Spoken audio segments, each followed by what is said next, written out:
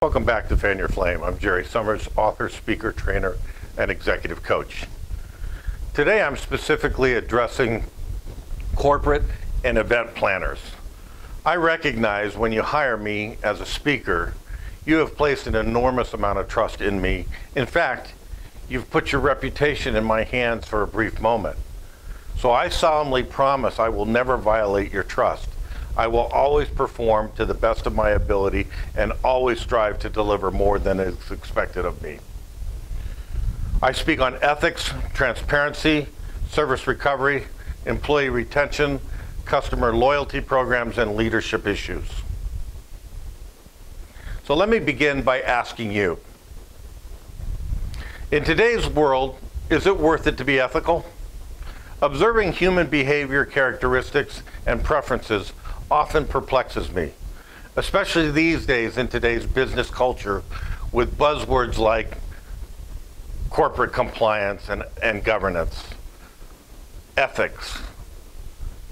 It amazes me that individuals selected as keynote speakers and organizational trainers are often those people who have personally or professionally failed in these arenas of ethics and integrity.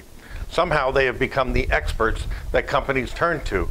When is the last time you've heard someone speak who, in the performance of their employment, had maintained high ethical standards and been crushed for doing so? It's the Bernie Madoffs and Michael Milken types who are held up as the examples instead of the Lee Iacocca's and Jack Welch's of this world. Our fascination with those who have committed fraud, been sentenced, or worked out a plea bargain instead of those upholding the ethics is completely backwards and even schizophrenic from my point of view.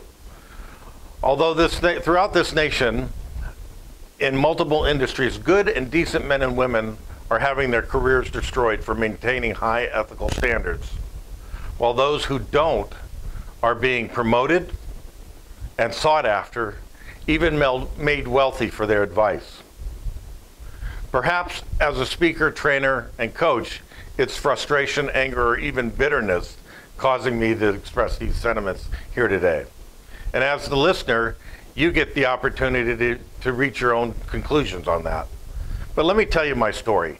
I didn't commit a crime, I didn't steal anything, and I didn't go to prison. What I did do was take the high road and follow my sworn code of ethics and enforce the law impartially. It resulted in career suicide and economic devastation for me.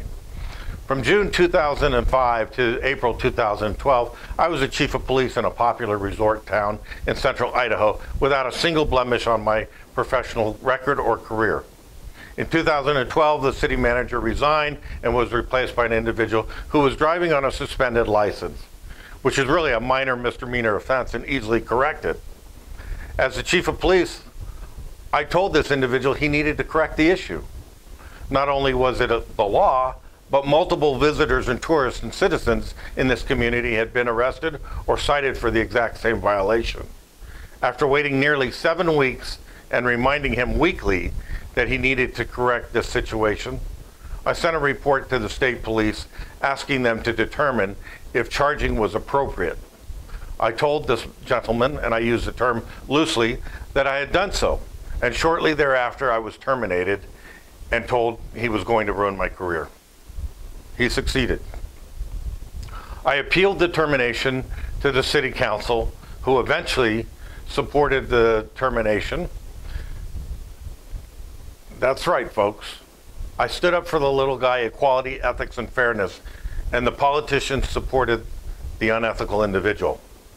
When the politicians who put this man in charge of the city knew he was breaking the law and that he had lied to them, they still allowed him to fire me for even asking if he should have to obey the law like an average citizen.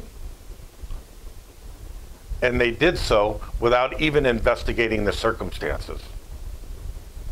So I did what I had to do. I filed a lawsuit, and 2 years later, in federal court, I prevailed on 2 separate counts of retaliation. But the damage had been done. Initially, I was told no one would hire me while the lawsuit was pending, and after prevailing in court, I was told I was unemployable in the law enforcement industry because I sued my former employer.